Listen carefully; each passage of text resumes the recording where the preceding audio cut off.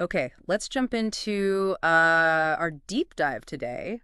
We're looking at James chapter 5. Right. In this chapter, it really packs a punch. Lots of contrast. Definitely. Intense warnings right alongside very practical advice.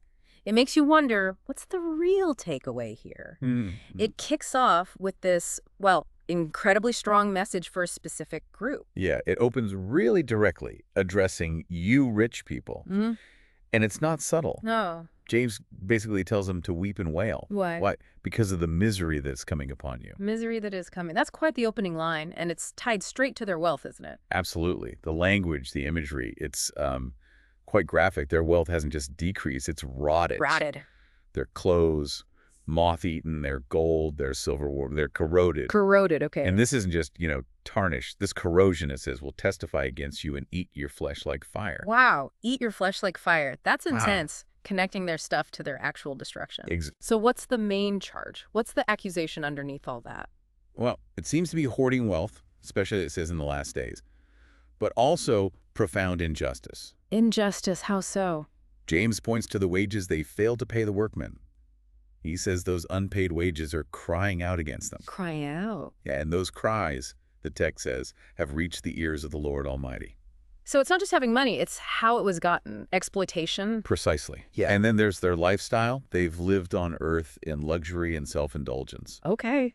And this really disturbing line, you have fattened yourselves in the day of slaughter. Oof, that's grim. It is, and maybe the most serious charge. They've condemned and murdered innocent men who were not opposing them. Innocent men. Yeah.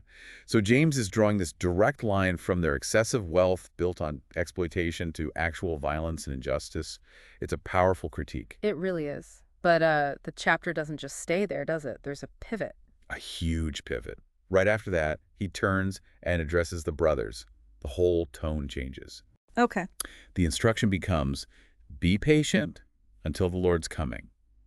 It shifts from this, societal judgment to personal endurance. Patience. Okay, after talking about flesh-eating fire, patience feels like a very different direction. What kind of patience? Well, he gives this really relatable analogy, Yeah. The farmer The farmer. who waits for the land to yield its valuable crop, waits patiently for the rains, the autumn and spring rains. Mm-hmm.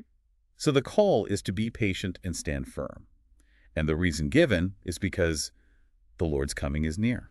Right. So it's patience tied to expectation. Does it say how that patience should look in practice? Yes.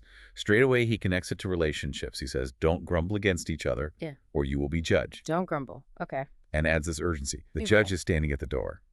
So, you see, patient endurance isn't passive waiting. It's about maintaining stability, right? Relationships, knowing there's accountability. And does he give examples of people who showed this kind of patience? He does. He points to the prophets, those who spoke in the name of the Lord as examples of patience in the face of suffering. And then, of course, Job. Job, right. His perseverance. Exactly.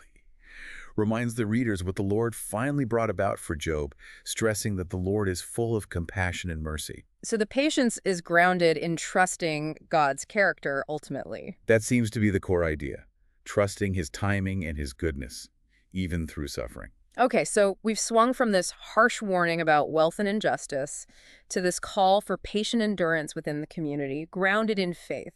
How does James bring this down to, everyday actions? Right, and this is where it gets very practical. First, he talks about speech, a really clear command. Above all, do not swear. No swearing. Just let your yes be yes, your no, no. Anything else, he warns, could lead to condemnation. So just basic honesty. Simple honesty, straight talk. What other everyday things? He covers different situations. If you're in trouble, what should you do? Okay. Pray, exactly. If you're happy, sing songs of praise. Okay, simple enough. Then there's a big section on sickness. If someone is sick, they should call the elders. Call the elders. Yeah, to pray and anoint him with oil in the name of the Lord. And what's the expected outcome? The text promises the prayer offered in faith will make the sick person well. The Lord will raise him up. That's a strong promise. It is. And it connects healing with forgiveness, too. If he has sinned, he will be forgiven. Interesting link. Which leads right into this call for community transparency. Confess your sins to each other and pray for each other so that you may be healed. So healing isn't just individual, it's deeply communal, tied to honesty and prayer within the group. That's exactly the picture it paints. Physical well-being, spiritual forgiveness, community support, they're all woven together. Got it. And then James emphasizes the sheer power of prayer itself. The prayer of a righteous man is powerful and effective. Powerful and effective. Does he give an example? Oh yeah, a big one. Elisha describes him as a man just like us, human. Right. But he prayed intensely, and it didn't rain for 3.5 years. Then he prayed again, and the rains came. Wow. So prayer having real, tangible impact. That's the point he's driving home. Okay. And then the chapter wraps up, doesn't it? With one last instruction about the community. It does. It addresses the scenario where one of you should wander from the truth. Well and strays. Yeah. And the instruction is for someone else to bring him back. Mm. And the result, it's significant. How so? Whoever turns a sinner from the error of his way will save him from death and cover over a multitude of sins. It's a call to active, restorative care within the community. So James 5 really covers a lot of grounds. Starts with that blazing critique of injustice and wealth, moves to patient endurance, how we treat each other, then these practicals. Honest speech, prayer, community healing, confession, Right. and ends with bringing people back. It's quite a mix. It really is a journey. You go from this broad societal critique inwards to personal discipline and then outwards again to community responsibility.